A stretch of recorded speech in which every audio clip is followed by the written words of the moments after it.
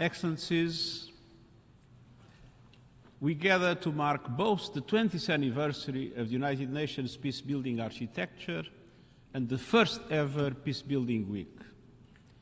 For 2 decades, the Peacebuilding Commission and the Peacebuilding Fund have helped communities emerge from the darkness of war. That spirit of healing and of hope could not be more vital today. Across the globe, we are witnessing more conflicts than at any point since the Second World War. Geopolitical tensions are rising, inequalities are deepening, climate shocks are intensifying, and new technologies are racing ahead without guardrails. All this makes the patient and steady work of peace building more critical than ever.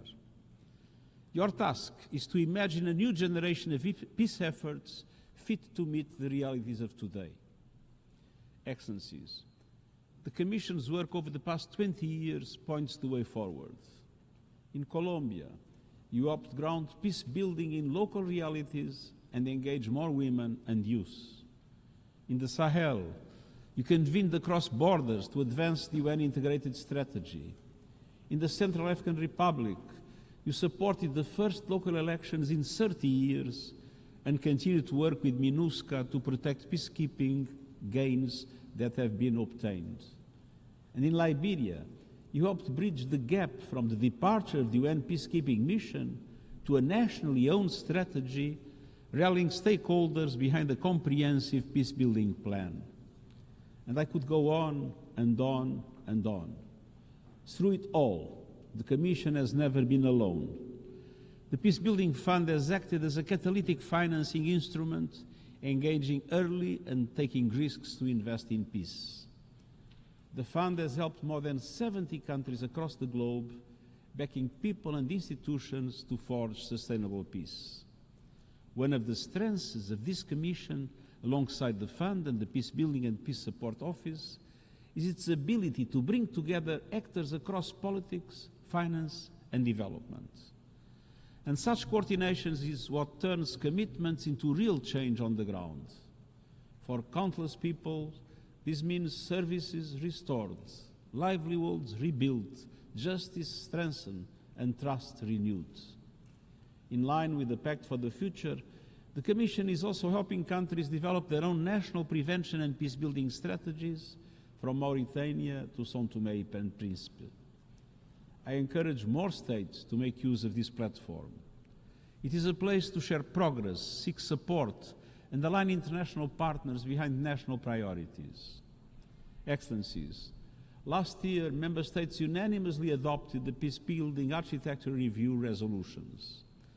These measures provide a roadmap to build on the work of the Commission. They called for more engagement with outside partners, from civil society to regional organizations, deeper synergies with ECOSOC and the General Assembly, an enhanced advisory role to the Security Council, stronger partnership with international financial institutions and the private sector, and greater assistance for mission transitions as the UN footprint changes and peace operations draw down. Thanks to your support, the introduction of assessed contributions has placed the Peacebuilding Fund on steadier footing and a true vote of confidence in its mission. But it still relies on voluntary contributions to invest at the speed and scale peacebuilding demands. I urge all Member States to continue to stand behind it. With your backing, our peacebuilding architecture can advance prevention and recovery efforts around the world and help keep many more people safe.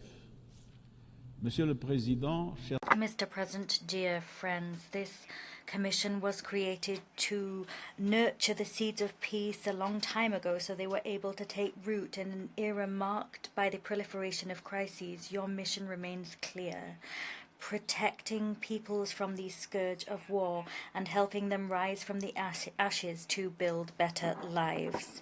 On this anniversary, I urge all Member States to renew their commitment to a future free from violence and to the tools that make such a world possible: international law, sustainable development and human rights. Together, we can build a peace that lasts everywhere and for all. I thank you.